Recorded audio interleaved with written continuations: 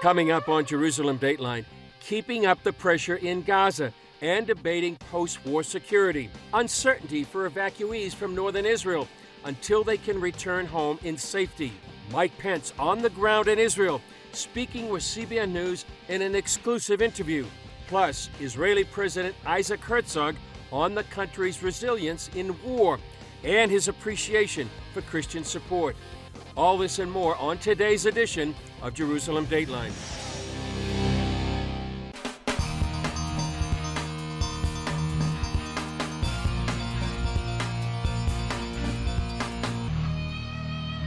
Hello and welcome to Jerusalem Dateline. I'm Chris Mitchell.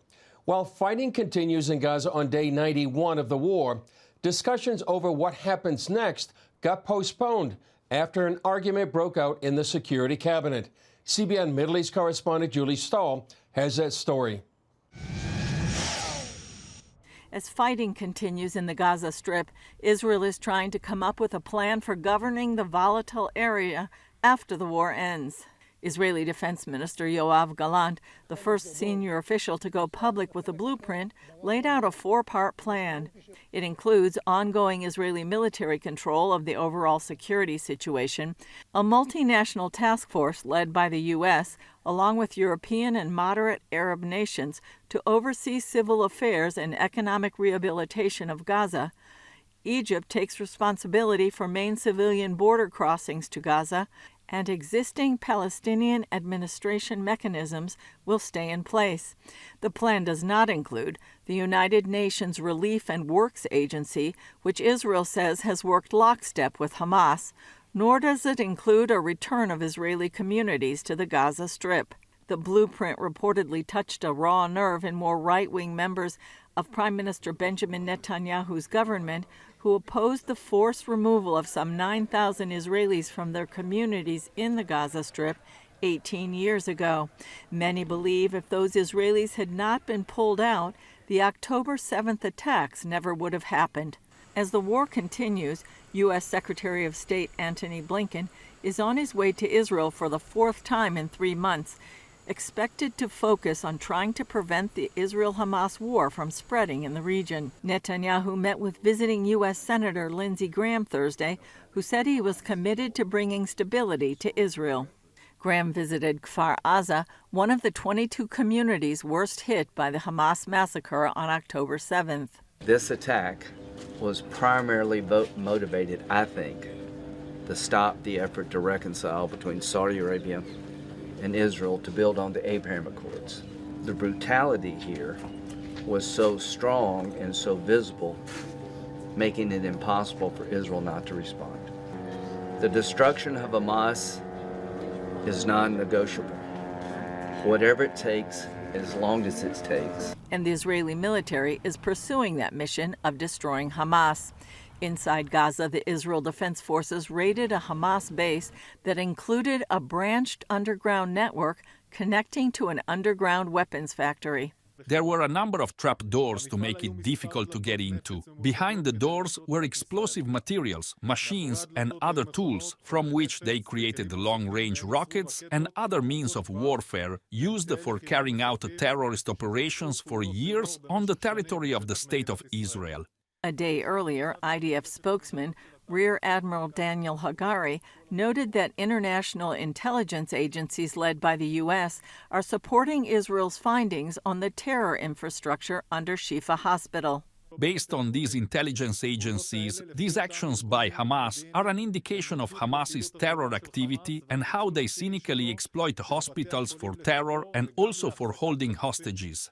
Israel also exposed evidence that Hamas is educating children to hate Israel and Jews, something advocacy groups have been saying for years.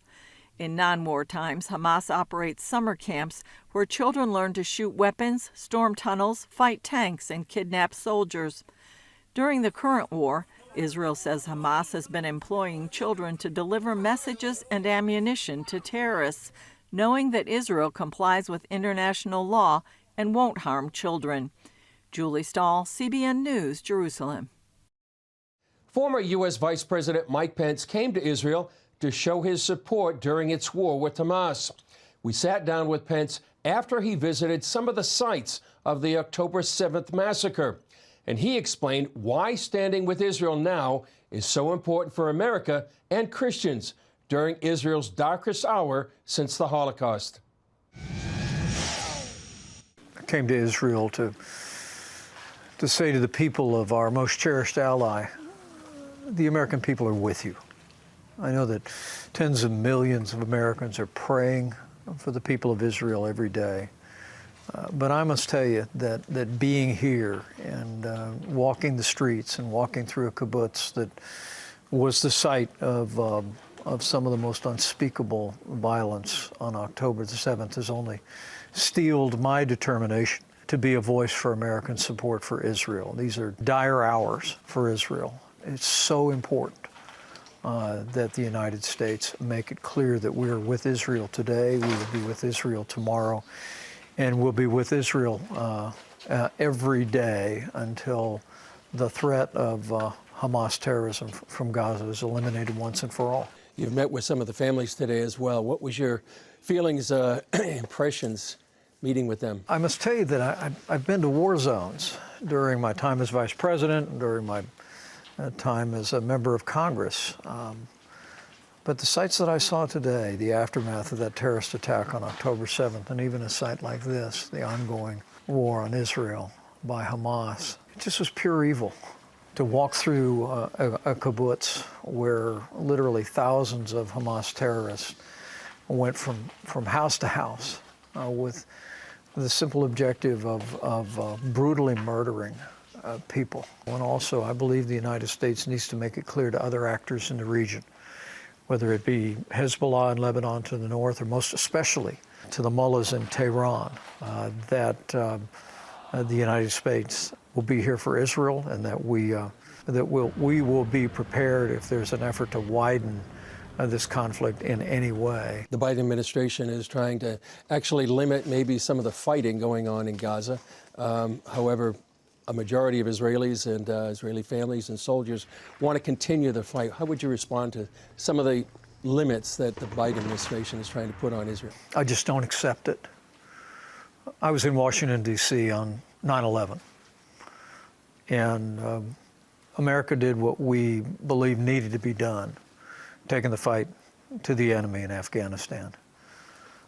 And I remember the way our allies stood with us, and they didn't question how we were going about bringing those to justice that had attacked our country. They just stood with us. And I think Israel deserves the same now. You gave a speech a few years ago at the Knesset talking about your Christian Zionism. What do you mean by that, and how can people pray for Israel right now? Well, I'm someone who like most Americans throughout our history has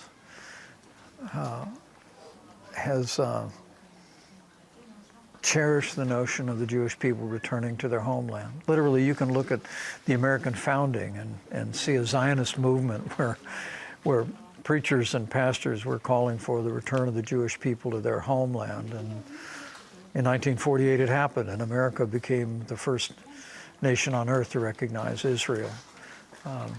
And I believe we've been her greatest ally ever since. And so, for me, it springs from a common foundation of Judeo-Christian faith. But it also springs out of the promises of the Bible that I think, like most Christians, I believe that those who bless her will be blessed, those who curse her will be cursed. And it's absolutely imperative that we continue to stand with Israel, particularly in the dark days through which they're passing now. But beyond all of that, as I said in that speech, we stand with Israel because her cause is our cause, her values are our values, and her fight is our fight.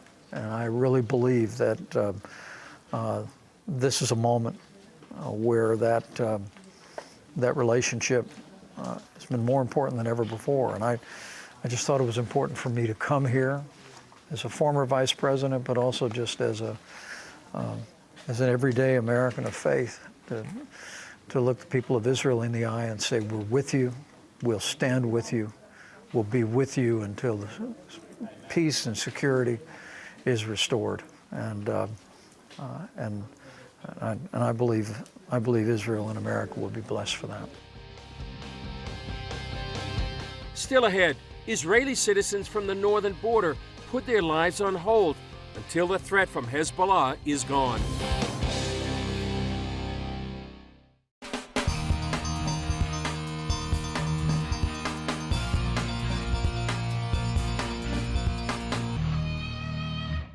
Following the Beirut strike, which killed a major Hamas leader, a ground war in Lebanon could be closer than ever. Evacuated residents wonder how long it might be before they can return home. Chuck Holton has the story. Kibbutz Yiftah sits only 2 kilometers from the Lebanese border, and its people have been living in hotels since early October. It appears they may not return home anytime soon. I think the less safe I feel is right here on the road. But I have faith. When I was alone with the kids, the room was fine, and I wanted my kids to be close to me because they were frightened and they had anxieties before they go to sleep, and they asking about Dad. But now when he came back and we are in this little room, and it's very crowded and it's very small, and we're trying to be thankful with the things we have. We have each other. The close proximity of Yiftah to the Lebanese border, however, adds to the sense of fear about going home. With the escalating conflict, these residents are pressuring the Israeli government to do whatever it must to allow them to reclaim their lives. We are much closer to the border than most of the kibbutzim in the Gaza Strip. It's scary, I must say, and we need to be sure that we're safe in order to come and live here again in our homes. So this is our request from our government, from our army. Please make us safe. The day-to-day uncertainty takes a toll. Ongoing missile attacks from Hezbollah, despite Israel's commitment to wipe out the threat, leaves many here feeling powerless. Like every day I was crying. I'm trying to think, like every time I feel like I don't have enough perspective to see the whole picture, because I lived day by day, not even day by day, and hour by hour, because I don't know. Every morning I wake up and I'm not sure how things are going to go in the country with the war, and I feel like I have no control on life. Hezbollah commander Hassan Nasrallah gave a speech the day after the attack on Beirut, saying that it was a crime that would not go unpunished. Meanwhile, Rear Admiral Daniel Hagari of the IDF says that his troops are prepared for any scenario. That kind of talk adds up to the likelihood of an extended displacement, as the hope for a secure return home remains tied to the IDF's ability to remove Hezbollah from southern Lebanon. These folks realize that may be out of reach without an extended ground invasion.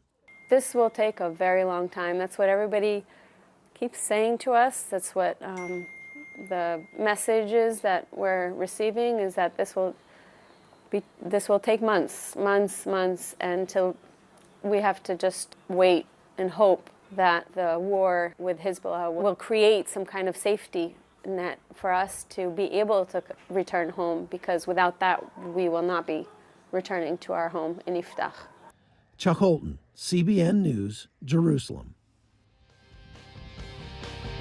Up next, we talk one-on-one with Israeli President Isaac Herzog about how Christians around the globe are standing with Israel as the war rages on.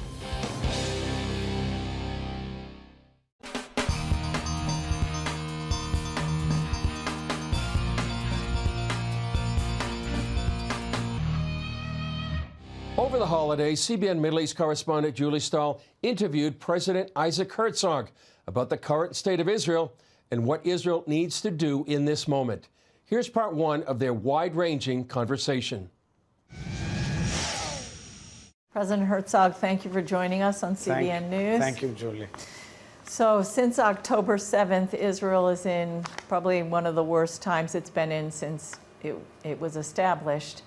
How do you feel about the situation now? Do you believe Israel is going to come out victorious? So we are at war, and the war that we are holding is not only a war between Israel and Hamas. It's a war that has to define civilizational values, and it has to define the way the family of nations operates.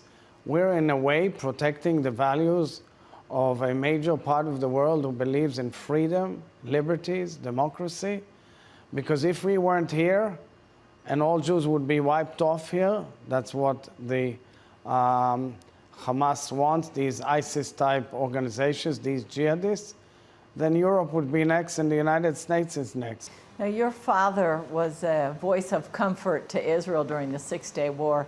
Do you feel that you are in this moment in Israel's history called to bring comfort at this time of Israel's struggle for its survival? In many ways, yes. I'm the head of state. I'm the president of Israel.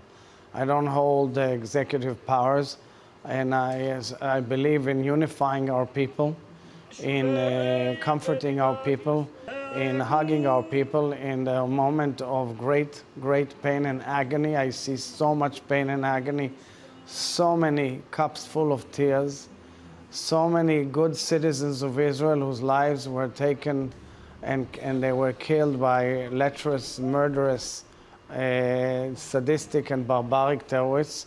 This is really a test for our nation as we move on. And I'm very grateful to the support we're getting from many, many friends, from the United States administration, from President Biden, from both sides of the aisle. But I'm really moved by the strong Christian communities all over the world who've been supporting us. I recently, just a few days ago, in honor of Christmas, I hosted a group of evangelical pastors in Israel who reside in Israel and relay a message of friendship and solidarity, and it was just simply amazing. And I want to thank all the supporters of Israel and all our friends in the United States and all over the world who are siding by us and supporting Israel. Toda rabah to all of you from Jerusalem. Thank you. A lot of those Christians feel they're praying and they're supporting Israel, but many want to know, what can they do more?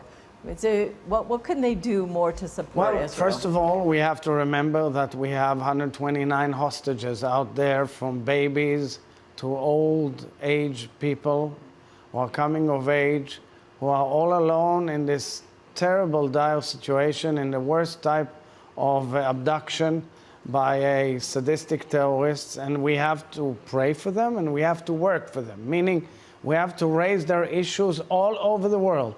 Each and every government and each and every network should put them as the main item in their news and point a finger to Iran, who is holding this empire of evil with its forks all over the place, from Hezbollah in Lebanon, from Hamas in Gaza, from Iraq and Syria, and of course with the Houthis in Yemen, who are actually making all families around the world pay a much higher cost because of the cost of travel and the cost of trade around the world. And this is therefore a war that matters to all people in the world. Coming up, President Herzog shares how Israel is a beacon of freedom and safety for religious minorities in the Middle East.